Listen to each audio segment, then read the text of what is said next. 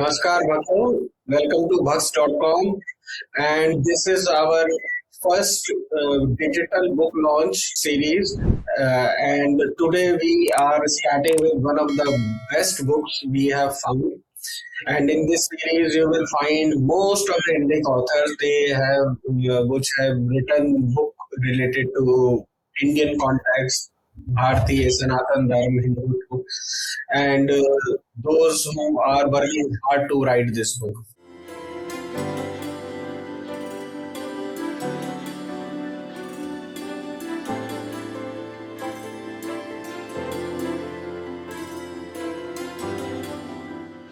So today we have someone who has written great content which has to be written, though it has many pages, but the topic is really amazing.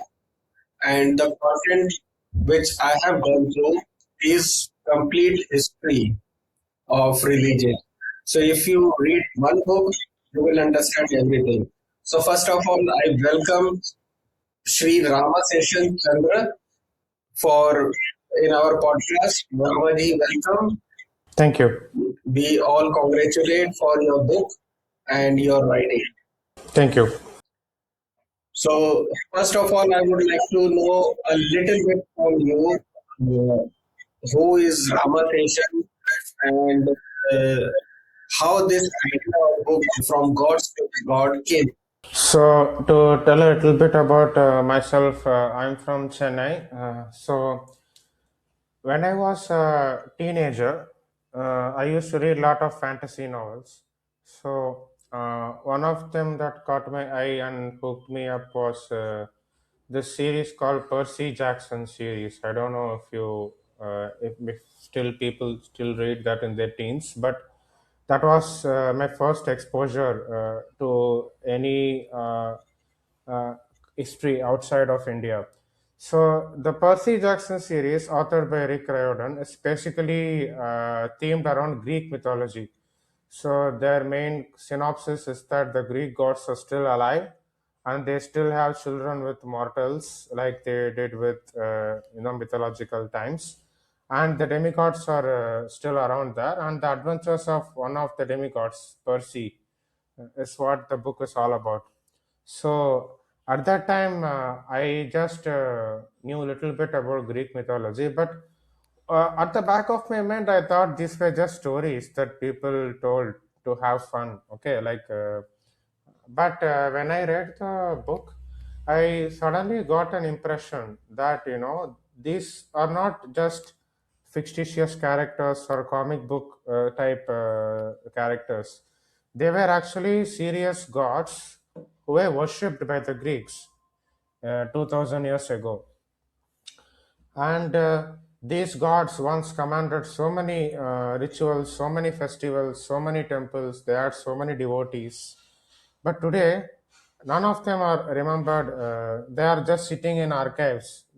Some poems dedicated to them are read by some scholars in universities, but and some philosophies that they read is discussed. But the religion on the whole is now dead. So that was my first expose into paganism, as people call it today.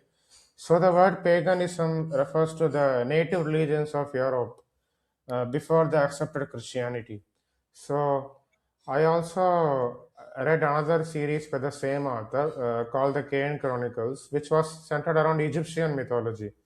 So, when I read those novels, I used to kind of map our gods to their gods. For example, I will say, hey, Zeus is the god of storms and lightning. That looks like Indra.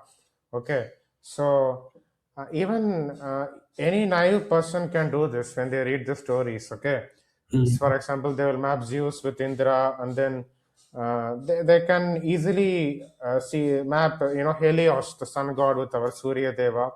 And then the moment I saw Horus, the Egyptian god Horus, who had an eagle head, I just said, hey, it's our Garuda there. So that kind of thing caught my eye. So I found that there were lots more similar that I could relate to as a Hindu, than the Christian religion. So that was what I made me wonder, why did they give up all this? How, what happened? Why did they not continue worshipping these gods? Hmm. Why is there not a single temple intact remaining in Europe?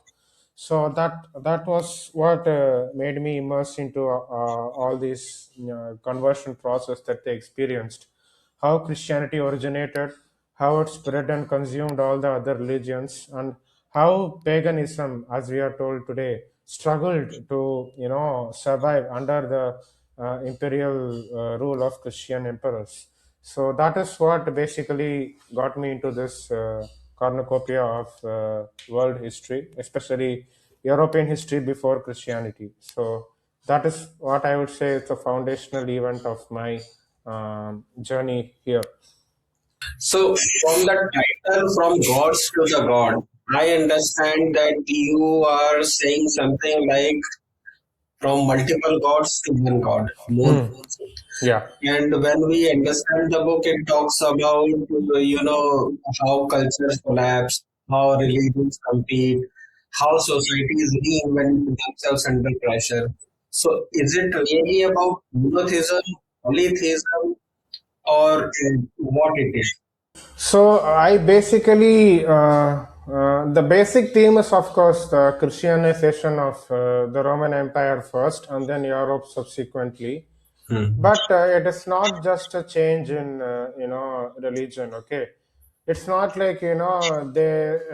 It's not like switching from pizzas to burgers. It's not an ordinary phenomenon. It Mhm. is something that affected every part of life, from the foundational way of thinking till the culture. All the great stalwarts of European literature in philosophy and politics would never make sense unless you understand Christianity. Even people who oppose Christianity in modern times in Europe, they still implicitly imbibe that worldview, even though they may not actually subscribe to the religion as such.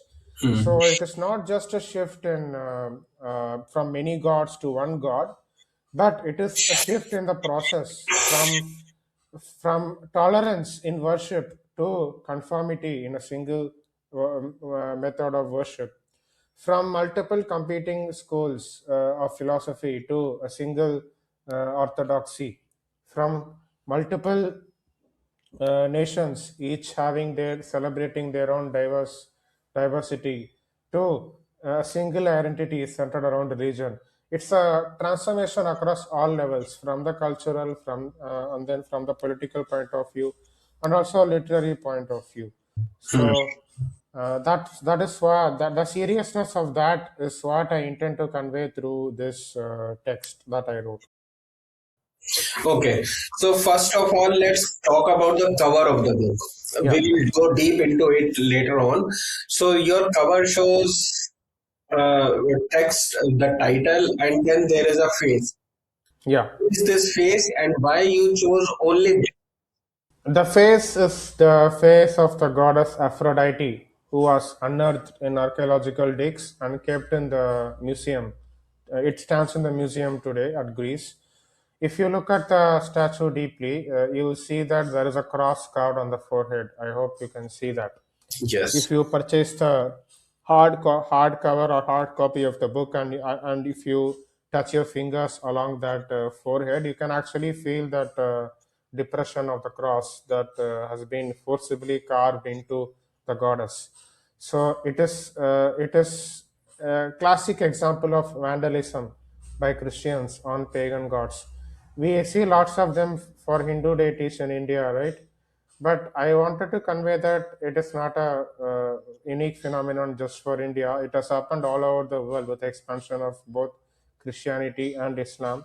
So, and this cannot be any controversial. You cannot say that the statue was already abandoned or it was naturally destroyed. No, you have a cross carved into it. You can't deny that it was a work of Christians specifically. So that is what prompted me to choose this as the cover photo for the God's part, the polytheistic part. Hmm. And of course, the other O is the cross, which is familiar to all of us. Yeah.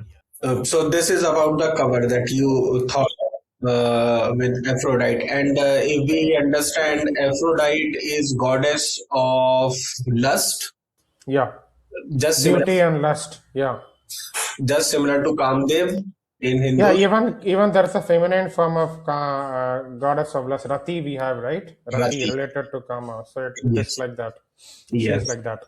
yes. Okay, so that's very well designed. Okay, so now let's go to the research part of this book.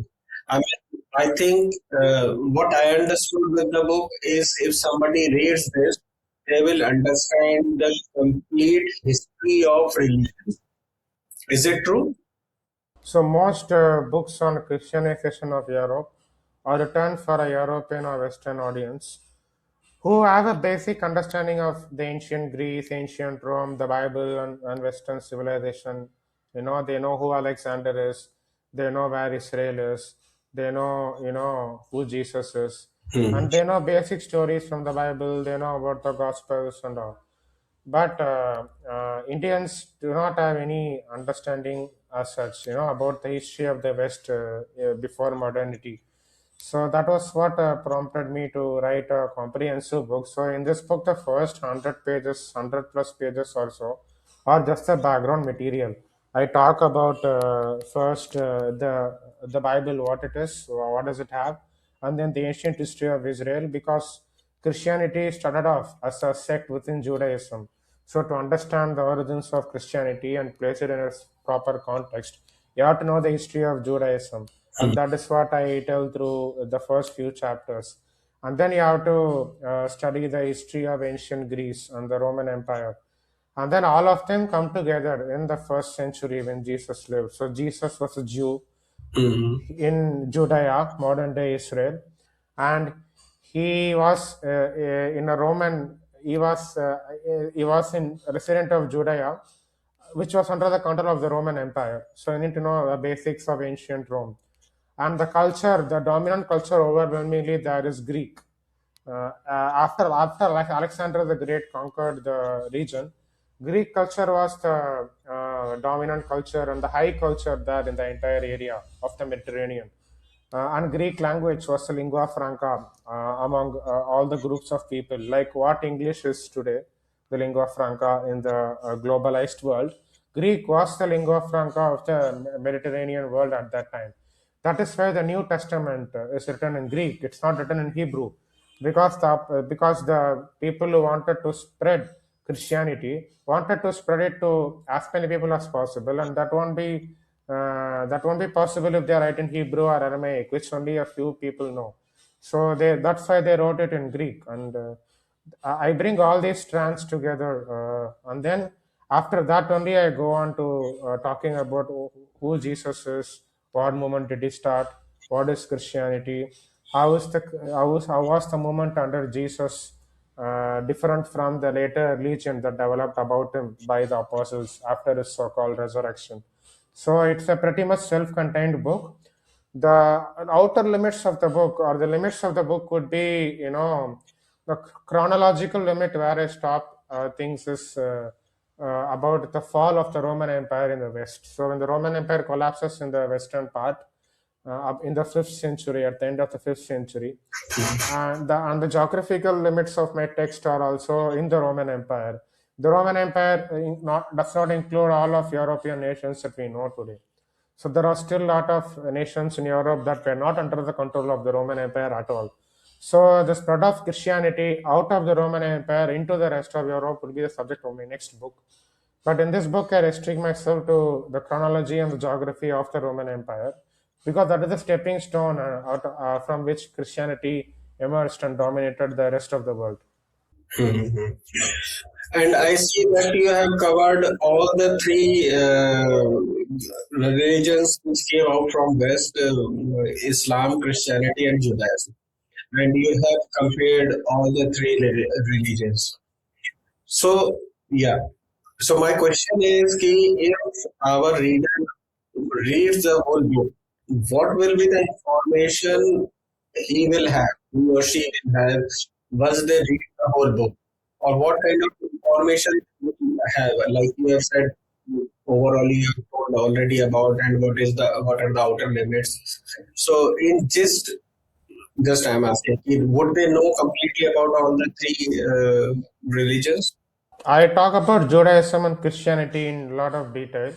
Hmm. Islam, I did not go because it falls outside the chronological and geographical boundaries of the text. So I just mention it in passing while comparing in general. So about Judaism, I do talk about quite a bit. The readers after reading my book will have a basic understanding of Jewish history from the ancient times, from the time of Abraham till the time of the Roman Empire in the first century. And they also would have a nice idea about what books are there in the Bible, what do they tell, how to read them, how to understand them, how do Jews understand them, how do Christians interpret them. They will also have an understanding of how Christianity differs from Judaism. Even though the Christianity came from Judaism, it differs from Judaism in a lot of fundamental ways. For example, Christianity became an evangelical religion. It wanted to convert the whole world, regardless of race, ethnicity, or language, or civilization. Whereas Judaism is not a proselytizing faith, we all know. So why is that the case? Why, despite the shared origins, Christians and Jews fight a lot among each other, and Christian theology, how it differs fundamentally from Jewish theology, and where it agrees and where it disagrees, and why does the disagreement happen so in such a manner?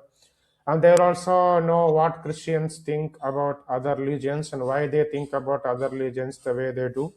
They will have a nice understanding of all of this. I have provided all sorts of assorted examples from various texts in that era that will gradually take the reader from the beginnings till the 5th century.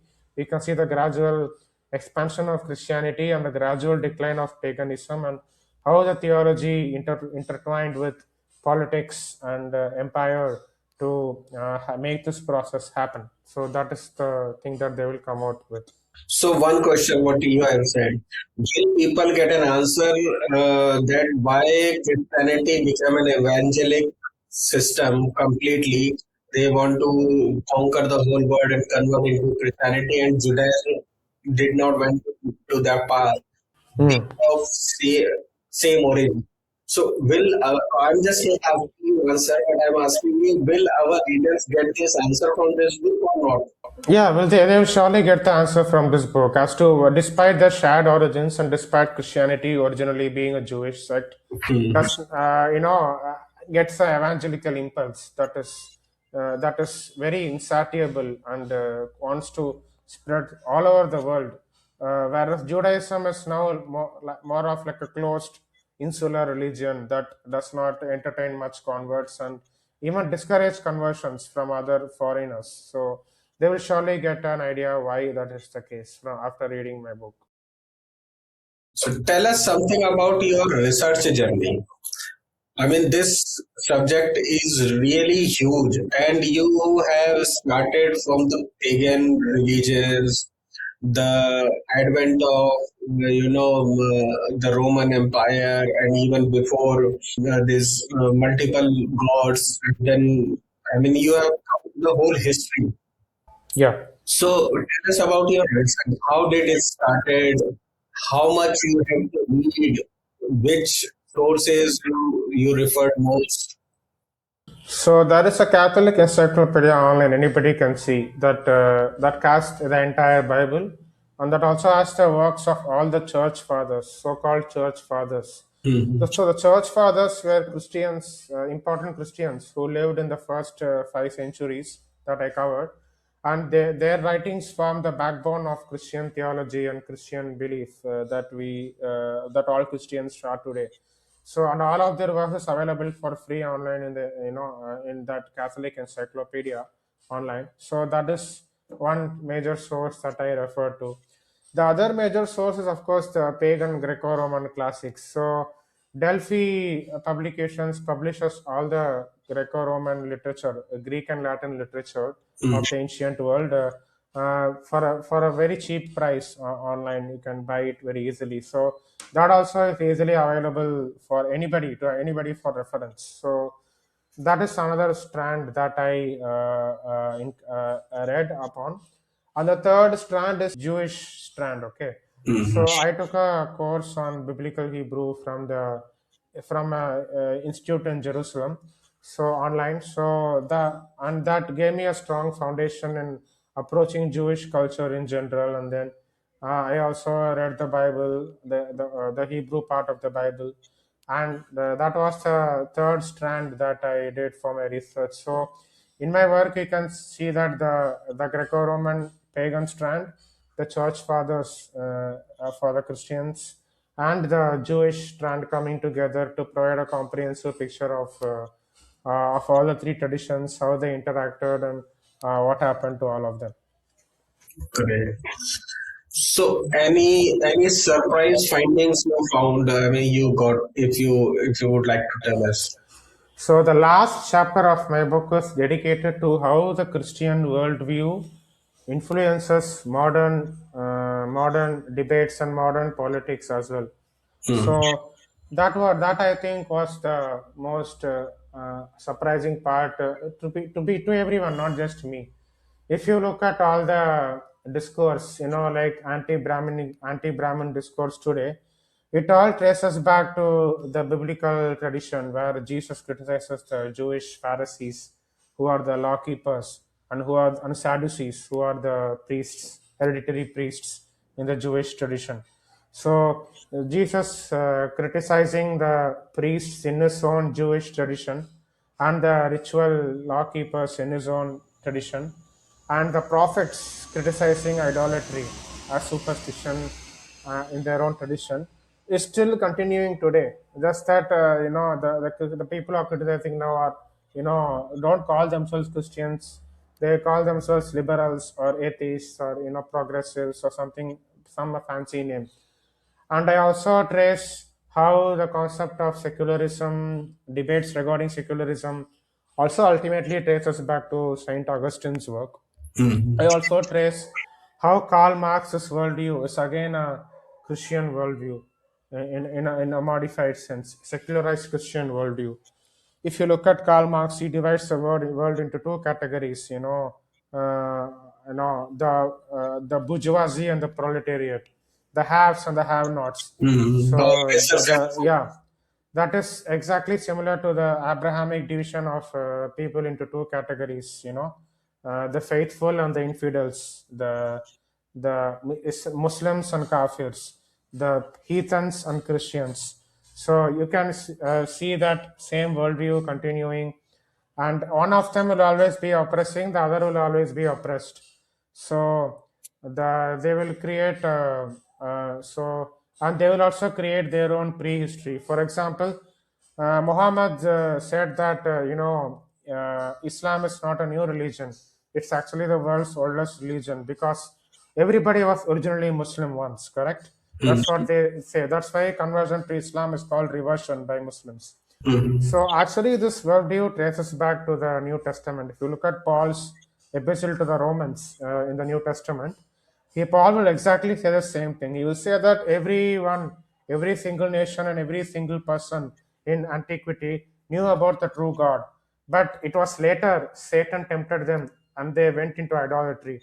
So Paul frames Christianity not as a conversion to a brand new religion, but as a return to a primordial history that he himself has cooked up without any evidence.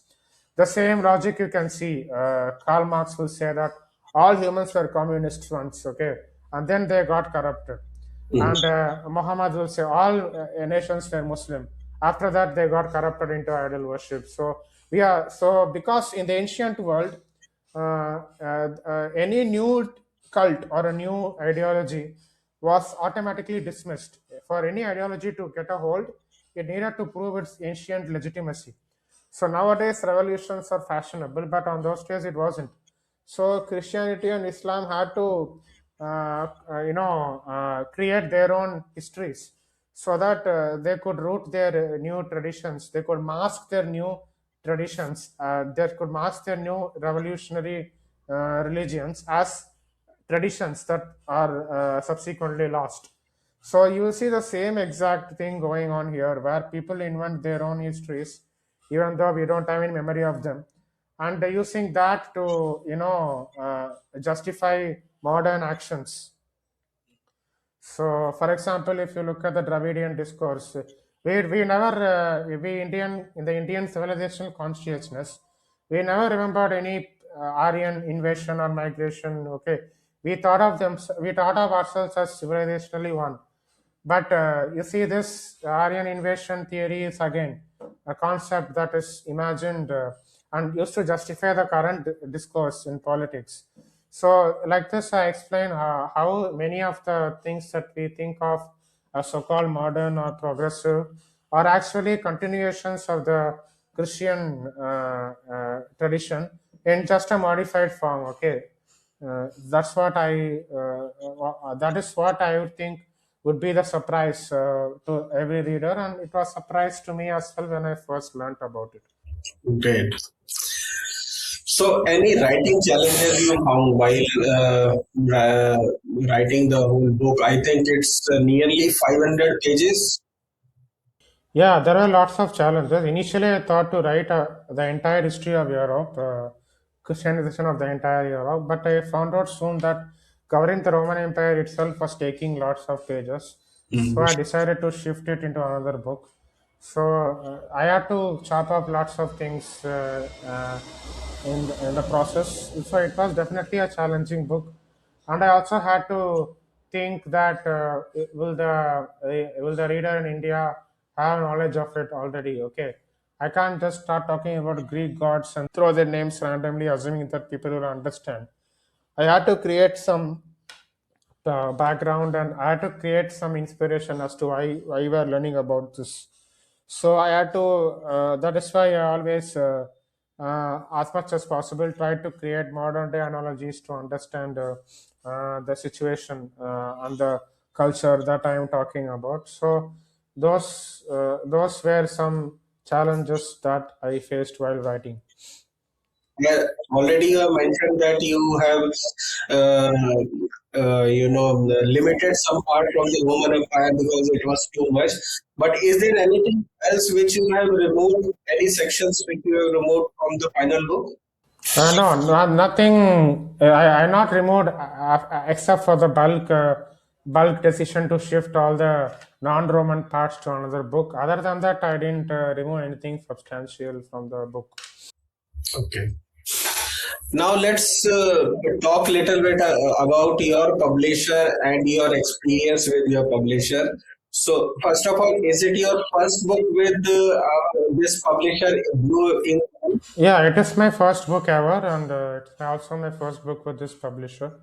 So So this is your first book overall, yeah, and this is your first experience with the Blue Ink one. this is my overall first book as well. So First experience. So tell us about your experience with the publisher. How you got in touch with the publisher? How was whole first level of interaction? So I was writing articles for an organization called Brihad. So you can look them up. They are a very good IKS rooted organization. The founder is Raghava Krishnaji. So he was the one who accepted my articles, and I also happened to send this draft of my book to him. At that time, I just wrote and was circulating this among my small group of friends who were interested. So he was someone who connected me to Mr. Praveen Tiwari from Blue and Ink, who leads the entire team, and then he kind of connected with me, and then I sent the draft, and then it went through proofs, and the entire process went like usually. Okay, so it was like legacy coming from Braha too, because I think Pankaj Saxena's book, the Swayambhu Shatruva book is also from the same publisher. Yeah, yeah, Yeah. So, so there was a compatibility with the publisher. You already yeah, because of Braha. yeah, yeah. Okay, but anyway, being a first author, I mean, publisher would be looking you as a first time author. Yeah, but because thanks to my recommendations from Pankaj Saxena ji and Raghava Krishna ji, that was not a problem for me. So he went through the sample chapters, and he was very inquisitive to publish this material. So how this then publishing journey went through? I think still the process would be same, that they would have reviewed your manuscript. Yeah, they did some proof typesetting, proofreading, correcting grammar and all. Mm. So and then I had to have a final proofreading session. So and then they took care of the entire process. I just had to submit my proofs on time. That's the only thing that they expected from me. And what's about the cover design? That was also coming from the publisher, or Yeah, cover design comes from some person the publisher knew. I don't know him. okay. So he's Syed Dilshad Ali designed my cover. You can see it in the credits in the back side of the cover. So I do not know him personally, but Praveen Tiwari ji knows him. And what's about royalty? I mean, we don't want to know about royalty, but did they offer you a good royalty share, or it's not that much fruitful for you? I think it is pretty good. I not compared and all. I just went forward with whatever Raghava Krishna ji and Pankaj Saxena ji gave it. So I wrote this not to earn money. I wrote this mainly to reach people and convey the message. So I don't know. I didn't do any research on that part. Mhm. But for you, I mean, as a first author, the royalty by the Blue Ink one was good. Yeah, I find it to be pretty very good. Okay, that's very appreciated for every new author. Yeah, There no such kind of publisher. yeah, Now let's little bit talk about the reviewers of your book. Like Raghav Krishna ji has given a Tamil labs, Moni Dika Post. She's also a columnist, Dr. Pingali Gopal. So how did you do this? I mean, I understand Raghav Krishna, you have good connection. So how did you do these people to showcase the manuscript? all from Twitter, my Twitter network. So Tamil Labs was one of the first accounts to support me and retweet me and amplify my content. So I shared a special bond with him right from the first I joined Twitter.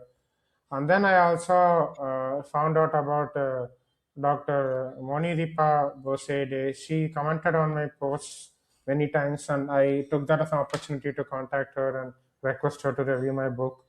And I also contacted Dr. Pingali Gopal from Brigat's association. So he was also writing articles for Brigat, and I am also writing articles for Brigat's blog. So we connected through that channel as well. Great. This is, I mean, would be very much honoring to you as well, that so many people have given reviews to your book in your first Yeah, yeah. and the reviews are really very good. I must appreciate. Now I Okay. think we should move to our readers, and we should give some space to our readers as well. So my one line for the readers was that a book becomes alive only when the readers carry it forward. Okay. Your readers' first reaction, photos, and comments, they help the shape the journey of a book. So Yeah. my request and my recommendation to our readers is that for the next 10 days, if you buy this book and upload a photo with a tag of our YouTube tag and tag at Bhakts.com, we will take your picture within our launch. We will launch an official short video of 3 minutes, Okay. and Okay. it will cover all those people who have bought this book. Okay. Uh, Shared it on social media with our Bhakts.com handle. Okay. Okay. We will create a short video, and we will launch this book. So Okay. this is the moment for our all the readers. Please Okay. book, make a comment, take a picture, put a review or comment with the hashtag or at the rate tag at Bhakts.com, and we will create a video and showcase your efforts to buy this book and read the book. So before closing, I would like to ask Anjali if you have anything to say more as we can close this launching session. So I just the of course there is I'm also two other books are in my proposal. So one would cover the spread of Christianity in the rest of Europe, and then the third part would cover the spread of Christianity in the American continents and the Australian continents. So that is what I plan to write about in the future. So yeah, That's great. So this will be continuity of this book, part yeah, yeah, three. yeah, That's great. We will wait for these books to come up and yeah, meet soon. yeah. Thank you. Yeah. So we thank Rama Seshan ji for giving us a carefully researched, sharply written window into one humanity's most defining transformations. To all viewers, support Indic scholars, support original research, and keep exploring our civilizational heritage with depth and dharma. Thank you very much. Thank you, Rama ji, for writing this book and coming up on our channel for launching your book. And we hope two books coming soon and we all launch these books on our channel. Thank you. And thanks to our all leaders for watching this episode. Thank you very much.